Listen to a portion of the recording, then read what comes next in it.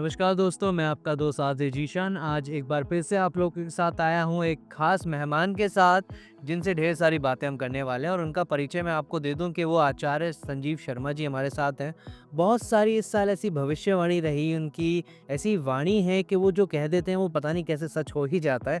इसके बारे में आज हम उनसे ढेर सारी बातें करने वाले हैं। तो संजीव जी, पहले मैं आपका बहुत-बहुत स्वागत करना चाहूँगा हमारे साथ जुड़ने के लिए। प्रणाम जिसान जी। जी। और ईश्वर से बस यही प्रार्थना है कि बहुत तरक्की करें आप। जी, जी। जी। तो वही आज संजीव जी हमारे साथ यहाँ पर मौजूद हैं और बताएँगे आपको कि उन्होंने कौन-कौन सी ऐसी भविष्यवाणी करी है 2025 में जो सच हुई हैं, और ये नहीं कि सिर्फ़ 25 में, 23 में, 24 में, उससे पहले भी जो-जो उन्होंने बातें कही हैं, बहुत हद तक वो जो हमने देखी कि सच हो पाई हैं, उसके थ्रू हम उनसे हमेशा जुड़ते रहे और आज यहाँ पर उनसे बात कर रहे हैं। तो संजीव जी, पहला सवाल मेरा आपसे यही है कि आपका जो एक इंटरेस्ट आया कि मुझे ज्योतिषी में जाना है, क्योंकि मुझे लगता है कि आपकी एज में मेरे पेरेंट्स भी थे, तो वो हमें यही कहते थे, भई इंजीनियरिंग में जानना है। और आपने सोचा आपको ज्योतिष में जाना है, तो आपका जो ये इंटरेस्ट है वो कैसे एकदम से डेवलप हुआ? जिसान जी देखिए, वैसे तो मैं इंजीनियरिंग बैकग्राउंड का ही अरे हूँ वाह! और मैं खुद कंप्यूटर साइंस में एमटेक पीएचडी हूँ। जी। और मैंने करीब 25 साल जॉब किया है यहाँ जेसी इंजीनियरिंग कॉलेज है मेरठ में, वहाँ भी मैं डायरेक्टर रहा। ओके। और एमआईटी इंजीनियरिंग कॉलेज जो है वहाँ से मैंने करियर अपना स्टार्ट किया था टीचिंग जी। का 1998 से। ओके। और फाइनली जो मेरी जॉब थी, फिर मैं चंडीगढ़ गया, चितकारा यूनिवर्सिटी वहाँ भी रहा। और फिर मैं प्रो वाइस चांसलर बनकर संस्कृत यूनिवर्सिटी मथुरा रहा। And that was my final point. और वहाँ से फिर हमने सोचा कि भाई कुछ ऐसा किया जाए जो मेरे इंटरेस्ट का भी हो। और ज्योतिष में मुझे इंटरेस्ट भी था। सन 2013 में मैंने उस पर विधिवत शिक्षा ली, डिग्री ली। और उसके बाद फिर मैं अपने इंटरेस्ट के हिसाब से, थोड़ा सा एक पैशन था, तो मैं थोड़ा भविष्यवाणियाँ करता रहता था और ऑनलाइन जैसे कहते हैं ना कंसल्टेंसी, वो मैं दिया करता था।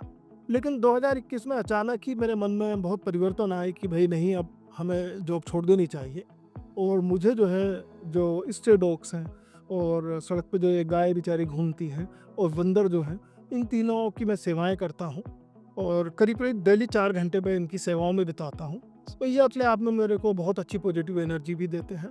और कहते हैं ना कि दुनिया में जो है, आप ये देखिए, अगर पशु और मतलब जो भी जानवर हैं, पशु पक्षी और इंसान अगर मिल कर के रहें, तो तभी ये दुनिया स्वर्ग बन पाएगी। बिल्कुल। मेरा ये मानना है। बिल्कुल। वो कोई भी अब वजह। इससे जुड़ा हुआ एक किस्सा भी है, मैं बताऊँगा नहीं, लेकिन मुझे एक बार प्रॉब्लम आई थी और संजीव जी ने कहा था कि पशुओं की सेवा कीजिए, और मैंने वो 1 महीने किया था, मेरी वो दिक्कत दूर हो गई थी। ये पर्सनल है मेरा।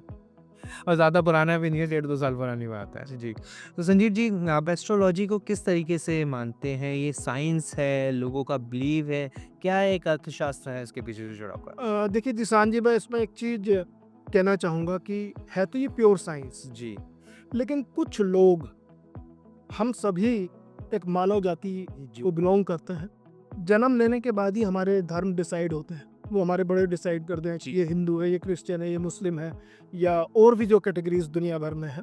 लेकिन है तो हम इंसान। जी। और सबसे बड़ा धर्म है इंसान। बिल्कुल। और इंसानियत को जिंदा रखने के लिए एस्ट्रोलॉजी बहुत जरूरी है, क्योंकि एस्ट्रोलॉजी प्योर साइंस है।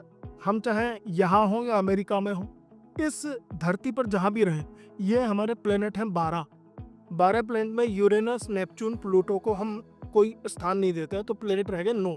इसीलिए कहते हैं 9 ग्रह 27 नक्षत्र। बिल्कुल। तो ये जो 9 ग्रह हैं घूमते रहते हैं। इन 9 ग्रह में 7 ग्रह फिजिकल एग्जिस्टेंस के साथ हैं और 2 ग्रह राहु केतु, इनका फिजिकल एग्जिस्टेंस कोई नहीं है, इसलिए इनको छाया ग्रह बोलते हैं। जी। इसका मतलब ये है कि ये जो 7 ग्रह जब भी घूमेंगे, तो कहीं ना कहीं ये अपना असर छोड़ते हैं। इन्हीं की वजह से कुछ प्रोस्पेरिटी आती है, तो कई जगह कुछ बाढ़, भूकंप के खतरे होते हैं। और ये सब चीज़ें जो एस्ट्रोलॉजी के कुछ उपाय हैं, जब हम इस दुनिया में किसी भी देश में रहें करते हैं, तो उसका फायदा पूरी कम्युनिटी को मिलता है। और यही रीजन है सनातन धर्म को सबसे ऊपर माना गया, क्योंकि सनातन वो धर्म है जो प्राचीन है और जो इस चीज को पूरा फॉलो करता है। ये है कि एस्ट्रोलॉजी का सिद्धांत। तो कभी ऐसा होता है जैसे आप लोगों की कुंडलियाँ देखते हैं, लोगों से बात करते हैं, हम लोग समाधान लेने आते हैं डेफ़िनेटली, जो ये घर परिवार में जो भी दिक्कत होती है, कभी किसी कुंडली देख के लगा यार ये तो खुद ही रेड फ्लैग है, इसको क्या समाधान देना है? कई बार लगता है जिसान जी कुंडली देख करके, क्योंकि देखिए मैं ज्योतिष का बहुत ज़्यादा तो चीज़ें डिस्कस नहीं कर सकते यहाँ पर, लेकिन इतना बता दूं, जो ज्योतिष में इंटरेस्ट रखते हैं वो समझे नहीं, किसी की कुंडली में राजयोग बनता है, जी। किसी कुंडली में कोई ग्रह उच्च का है, कोई ग्रह नीच का है। अब जैसे मान लिया 6, 8, 12 जो घर है, टोटल 12 घर होते हैं हमारी कुंडली है, ये बहुत गलत माना जाता है। अगर कुछ अच्छे ग्रह छठवें घर में, आठवें घर में या 12वें घर में जाकर के बैठ जाएं और उसके ऊपर नीच के भी हो जाएं या 5 ग्रहों के साथ मिलकर के बैठ जाएं, तो समझ लीजिए उस आदमी की कुंडली में तो बहुत बुरा होने वाला है। लेकिन फिर भी भगवान श्री कृष्ण जो है, जब भगवत गीता का ज्ञान उन्होंने दिया तो उन्होंने खुद कहा कि आपका भाग्य कितना भी बुरा हो, अगर आप कर्म अच्छे करते हैं तो बुरे भाग्य को भी अच्छे में कन्वर्ट कर सकते हैं। और आपका भाग्य कितना भी अच्छा हो, अगर आपके कर्म खराब है तो वो खराब कर्म अच्छे भाग्य को भी खराब कर देते हैं। तो एक चीज तो ये पक्की रही। इसका मतलब क्या है कि ज्योतिष को 3 स्तंभ में बांटा गया है। पहला है कर्म, दूसरा भाग्य और तीसरा संस्कार। यानी 33% जो है तीनों के नंबर हैं। कर्म को 33% दिए गए, भाग्य को 33% दिए गए और 33% ही जो है संस्कार को दिए गए हैं।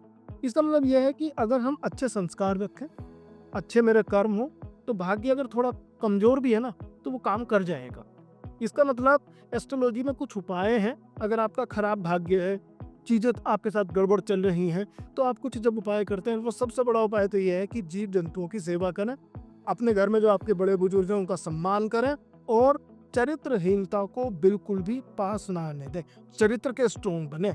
आजकल जो सबसे बड़ी समस्या है, जो भौगोलिक चेंजेज हो रहे हैं, जैसा आपने देखा होगा, मुझे बड़ा दुख होता है ये कहते हुए, आज का जो यूथ है इतना भटका हुआ है कि वो लिव इन रिलेशनशिप जी। या शादी से पहले ही एक दूसरे के साथ मिलना सोना, तो ये चीज़ें क्या है, संस्कार खराब करता है। और हम अपनी नई जनरेशन को क्या सिखा रहे हैं? तो एक तो हमारे जो सो-कॉल्ड अभी माता पिता हैं उनको ध्यान देना चाहिए कि उनका बच्चा कहाँ जा रहा है, उनके संस्कार पे ध्यान दें। और सबसे बड़ी प्रॉब्लम जो है मोबाइल है, क्योंकि हर चीज़ अब आजकल मोबाइल पे अवेलेबल है, तो बच्चों को कम से कम गलत और सही का ज्ञान स्कूलों में भी दिया जाए और घर पे भी दिया जाए। बिल्कुल, बहुत अच्छी बात आपने कही। मुझे याद आया 10th क्लास में हमारा एक फ्रेंड हुआ करता था, मनीष गौड़। वो बहुत अच्छी बात कहता था, उसके फादर भी थोड़ा पॉलिटिकली इन्वॉल्व थे और काफ़ी अच्छे वक्ता भी रहे। अब अच्छे अच्छे लोगों की पॉलिटिक्स में जगह नहीं है, तो आपको बताऊँ। तो वो बड़ी अच्छी बात कहता था, आप अपने बच्चे में ना संस्कार भर दीजिए और उसको फिर कहीं भी छोड़ आइए, वो बिल्कुल गाय के बच्चे की तरह वापस आ जाएगा। तो संस्कार बहुत ज़्यादा ज़रूरी हैं। अब आप समझिए कि बच्चा बाहर रह के बिगड़ गया, तो वो जभी बिगड़ सकता है जब आपने उसे संस्कार नहीं दिए। अगर शुरू से ही उसकी नींव पक्की है, अच्छी है, तो डेफ़िनेटली आप वो माहौल में तो देखिए घर के बाहर तो निकलना ही है। आपने भी जॉब करी थी, वो भी बेचारा करेगा। लेकिन आपके संस्कार उसमें हैं, आपके उच्च विचार उसमें हैं, तो डेफ़िनेटली वो कहीं भी जाएगा, आप ही के पास वापस आएगा। तो संस्कार की यहाँ पे बात निकली, आपने लिव इन की भी बात करी। आजकल शादियों का भी बड़ा वो है और साए भी आने वाले हैं। और पिछले कुछ दिनों में हमने देखा है कि शादी 1 दिन में, 2 दिन में, हफ्ते भर में बहुत सारी ऐसी अनहोनी हुई हैं, जो हम एक्सपेक्ट नहीं करते। ख़ास तौर से अपने इंडियन ट्रेडिशन में, कल्चर्स में तो नहीं करते। जी। क्योंकि यहाँ तो शादी 7 जन्म का हिसाब है। और मैंने भी, मतलब आपकी भी उम्र है, मेरी भी इतनी, मैंने बहुत ही कम हमारे इंडिया में डिवोर्स रेटेड के बारे में पढ़ा है। 0.1% डिवोर्स रेटेड है। लेकिन डिवोर्स से जब हम आगे निकल गए हैं, लोगों को मारने पे आ गए हैं, बिल्कुल सेपरेशन हमें चाहिए तो ऐसा ही चाहिए कि सामने वाला भी ज़िंदा ना बचे। तो आप इसमें क्या मानते हैं कि इसमें हमें जो आजकल साइट चल रही है, मैचिंग साइट, वहाँ से, इंस्टा से अपनी लव लाइफ को बनाना है या फिर कुंडलियों को मिलवा लेना चाहिए? आपका क्या बिलीव लगता है कि लोग जो अपने आप रिश्ते कर रहे हैं वो बिल्कुल डेफिनेटली सही है या कुंडलियों का मिलना भी कुछ कहता है? देखिए जी साईं जी, इसमें तो मैं एक ही बात कहूँगा, कुंडली का मिलाना बहुत इम्पोर्टेंट है। जी। और कुंडली मिलान में अगर हम देखें तो टोटल 8 सेक्शंस हैं। उसमें अगर हम बात करें तो बाद के जो 4 सेक्शन हैं, जैसे उसमें मैत्री है, जी, गण है, उसके बाद में फिर हम भकुट की बात करते हैं और नाड़ी की बात करते हैं। बिल्कुल। तो एक नाड़ी दोष की वजह से संतान में कई बार प्रॉब्लम आती है, क्योंकि नाड़ी दोष नहीं होना चाहिए। दूसरा मैत्री, ग्रह मैत्री जिसको हम बोलते हैं, उसके नंबर है 5। तो ग्रह मैत्री जरूर देखी जाए कि विवाह के बाद दोनों पति पत्नी का रिलेशन कैसा रहने वाला आते हैं। वो 5 में से अगर 3 या 4 पॉइंट भी मिलते हैं तो उस रिश्ते को आगे बढ़ाया जा सकता है। जी।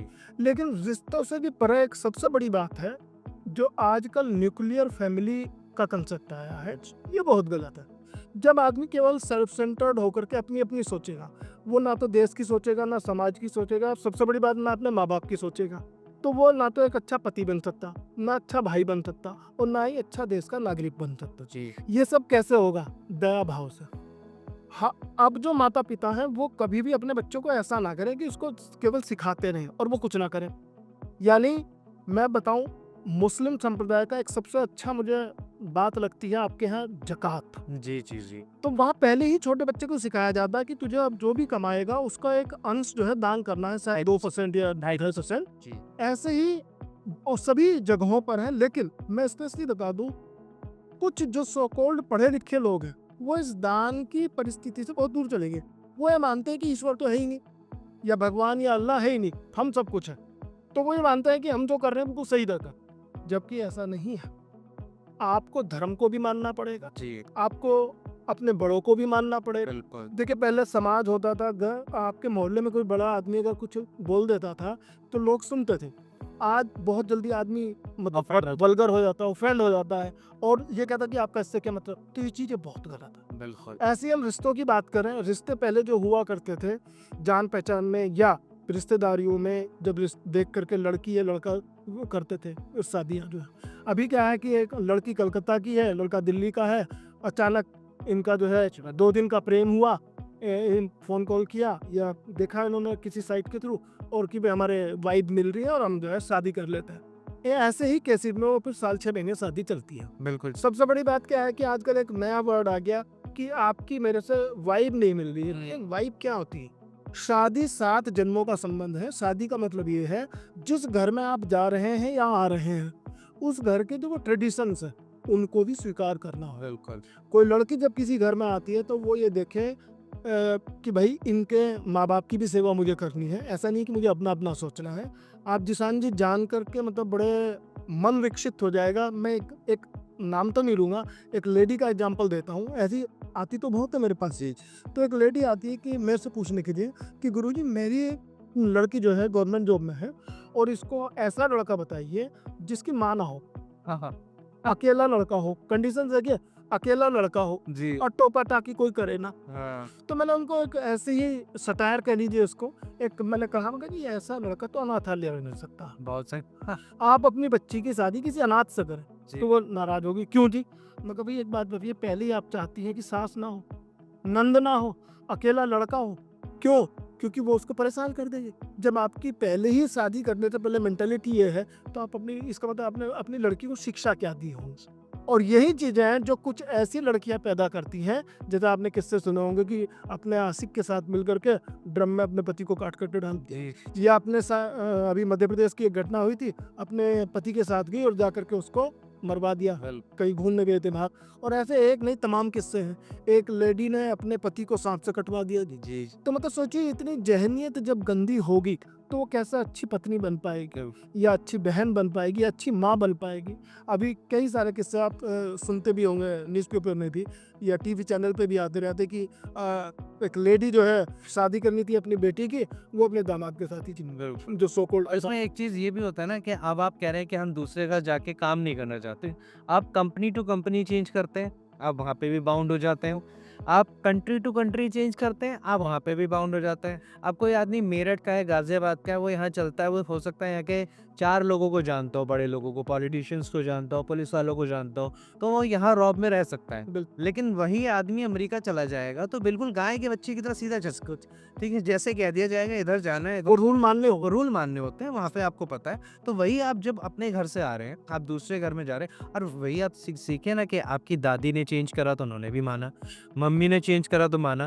तो आप ये देखिए कि आपकी मम्मी भी तो 50 साल से आपके फादर के साथ रह रही हैं, एडजस्ट कर रही हैं और लड़ाई वहाँ होती होगी तो आप दोनों की गलती बताते होगे। आप वहाँ भी कहते हो कि मम्मी नहीं आप एडजस्ट कर लो, पापा नहीं आप एडजस्ट कर लो। लेकिन जब खुद की बारी आती है तो ये कि मेरे उसूल है, मेरे पेरेंट्स ने ऐसा नहीं करा तो मैं नहीं ये करने वाली हूँ। तो जिसान जी दिक्कत यह है कि अच्छा लिटरेचर गायब होने लगा। जी।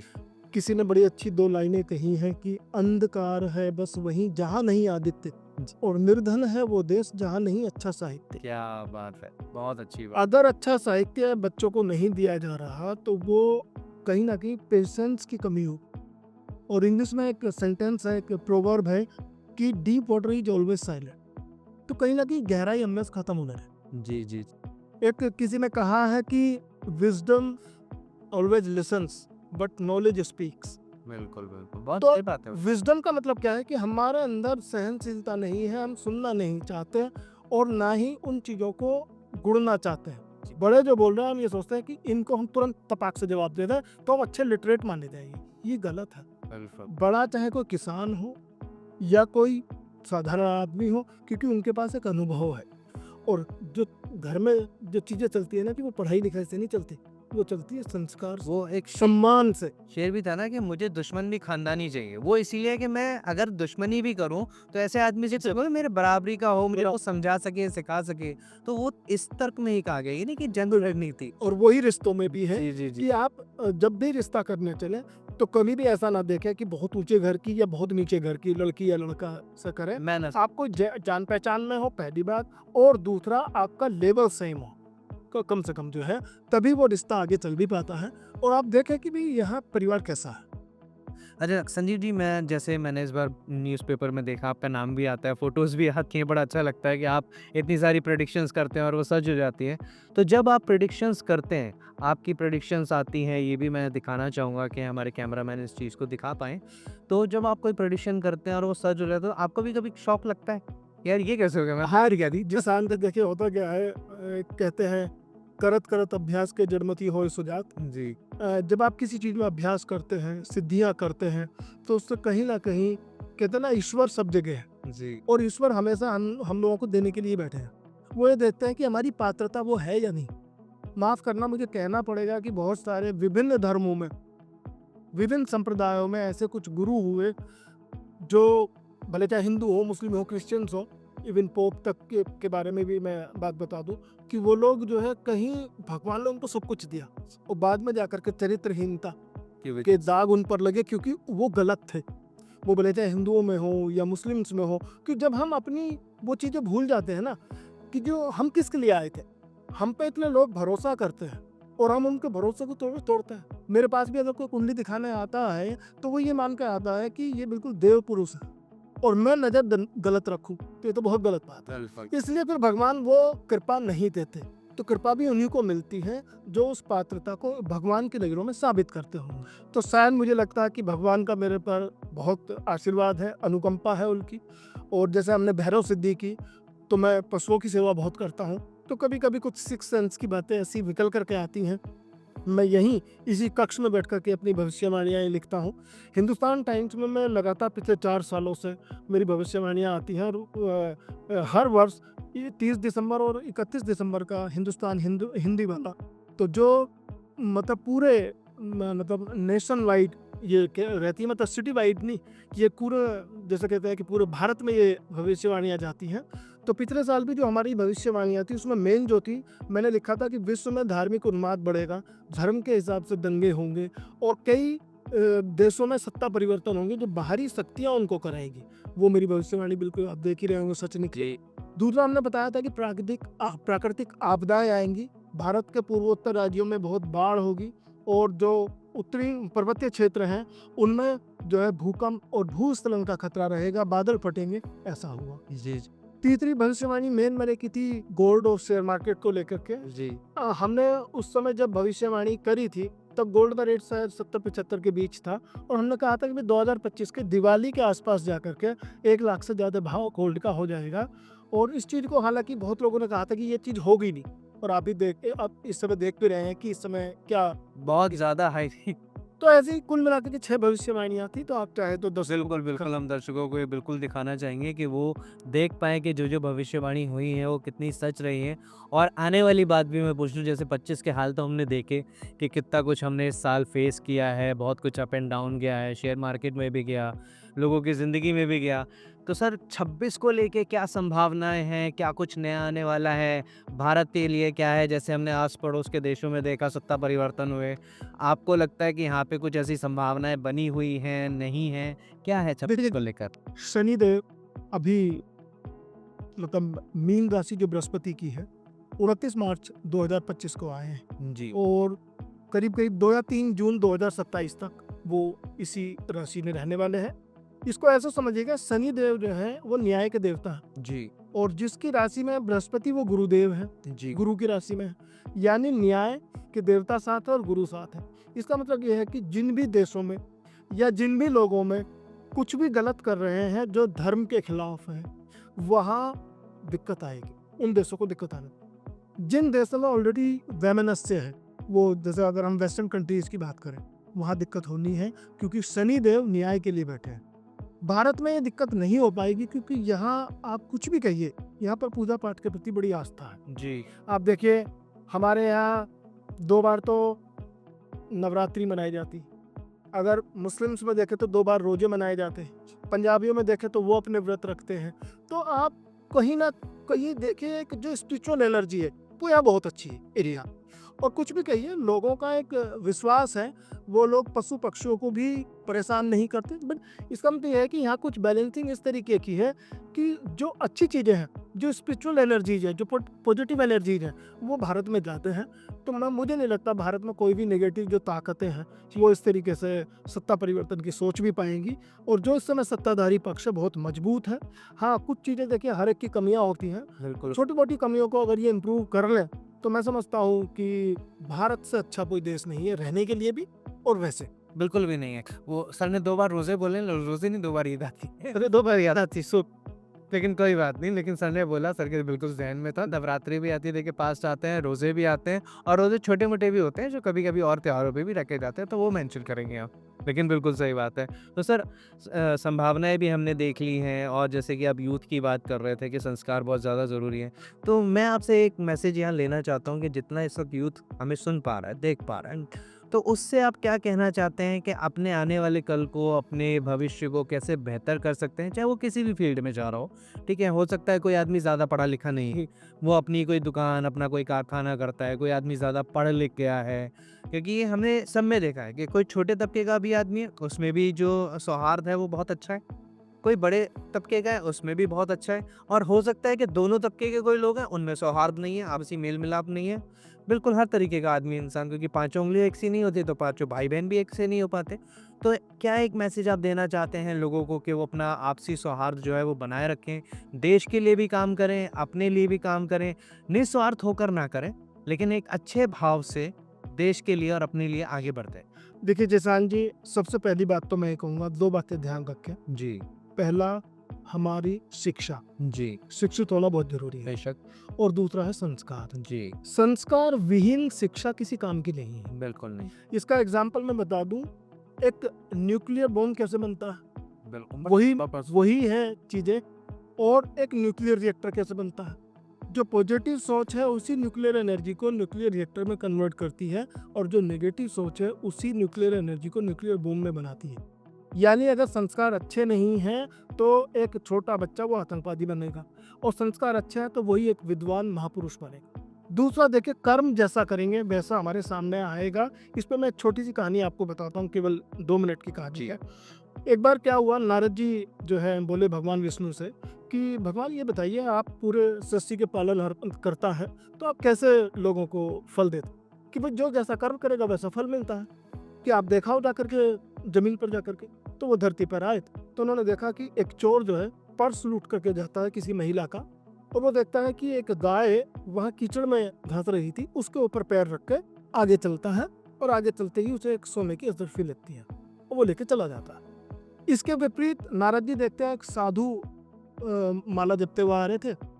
वो अचानक देखा उन्होंने कि वो जो गाय थी जो धंस रही थी, उन्होंने अपने कपड़े उतार करके उस गाय को कीचड़ से बाहर निकाला, फिर नहा धो करके आगे निकले पुण्य कर्म करते हुए, और वहाँ एक गड्ढा मिला और उसमें उनका पैर लटका और वो गिर पड़े तो उनका पैर टूटा।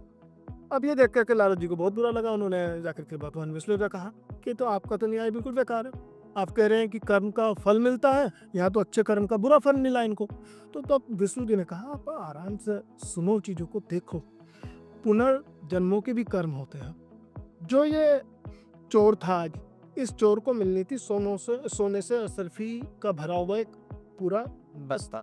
बस्ता। जी, तो जो पूरा वो कलश मिलना था, इसने बुरा कर्म क्या किया? एक तो पर्स लूटा, क्योंकि पिछले जन्म में इसके कर्म बहुत अच्छे थे, लेकिन इस जन्म में इसने जो कर्म बुरे किए हैं, पर्स लूट लिया, फिर उसके बाद गाय के ऊपर चढ़ करके चला, तो जो इसको पूरा कलश असरफी का मिलना था वो केवल एक असरफी मिली, और यहाँ से अब ये बैलेंस हो गया। अब ये जितने बुरे कर्म करेगा उसके रिजल्ट इसको खराब ही मिलते चले जाएगी।